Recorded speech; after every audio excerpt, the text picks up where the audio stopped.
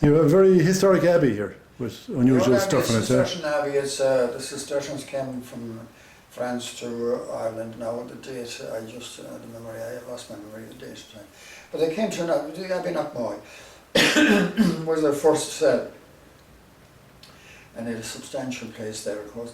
But then they branched out from their first branch from Abbey Knockmoy was Clare Island. And the situation, they pitched their abbey and built their abbey in the best location they could find in Clare Island, and that's in the village of Kill. Land and everything there, beautiful land around there, it's right beside the church and everything like that. And that was in the 12th century. 1250 and thereabouts, I think it was they came to live there. But they were there up until the 15th century. But the Carmelites took it over for a short time then. But you see, it's a very interesting abbey. The OPW still has that on their books as a listed building, and it has a wealth of beautiful old paintings from the 15th century, still easy to see and to pick out from the mortar around the altar area of the building. And they have spent an absolute fortune in trying to restore those paintings. So they did a team of guys with an expert here from Germany, Christoph, I can't remember the top of my head now his surname. He was an expert in that particular field from London. And he worked on those paintings for about 5 years, over the summer months, each summer. And he did a great job on it. And they have roofed it since, and it's a lovely old building, and it's there now for time to come, roofed, and the paintings are preserved. But here they're quite, there's a lot of them quite easy to see now at the moment, and since he worked on them as hard as he did and used all the modern technology in drying it out and bringing the paintings out of the mortar, or sort of bringing them out to see so that you could see them, he did an excellent job on it. But they're lovely, and whatever material they used in the paintings in those days is extraordinary. It's still there and still plain to see. Is there any documentation survived from them old buildings, from the castle and the I'm sure abbey? That the Royal Irish Academy has an awful lot of stuff, in there.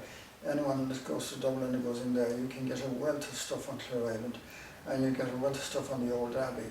And they have documented a lot of the old paintings. They have drawn on paper a lot of the old paintings, and in the abbey there they have sketches of the old paintings available to look at, and they're on A4 sheets there that you can look at.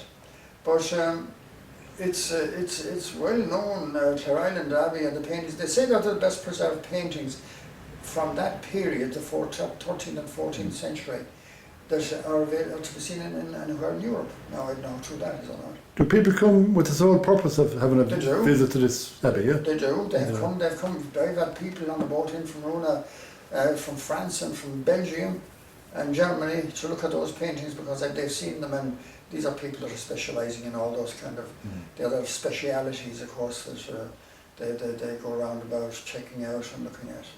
Right. See the yellow. There's so many yellow figures. Yeah, there's a rabbit here. It's very kind of hard to make out. Yeah, you can see. And I think the one above is some sort of. It looks like a dragon or something. Dragon, yeah. There's a cock here. Yeah, I can see the cock. Yeah, see the cock. You can see. I think this one is going to be a bird swooping down to catch the owl. Yeah, the owl catching a fish. Up here you got a man down in his hunkers tethering a horse. Yeah. Over here on this side, men fighting with spears and bows. Here you have a man on horseback. You have a couple of dragons here. And these dragons, there's one there that's like back to back. Do you see the one on the right's kind of fades away, but apparently when it was full, it looked like two dragons back to back, or the head, like two dragons crossed over, so the head could equally be attached to the other one. There's a really interesting one just over here. It's very hard to make out, but here in the corner between the two black bands, there's a double-headed eagle. So there's a tail comes up, the wings swoop out, and the two heads flames. Yes, I can see it. Yeah. And above that, there's a cross in a circle. There is. That's like the Greek church. The concentric circles almost. Yeah, kind of. Yeah, they go. No, there's one in each What were they section of the arch. It's like a very early church. Do you remember that part of the spiel, John? No, he wasn't the best on the meanings. He was more focused on the restoration aspect. And were there monks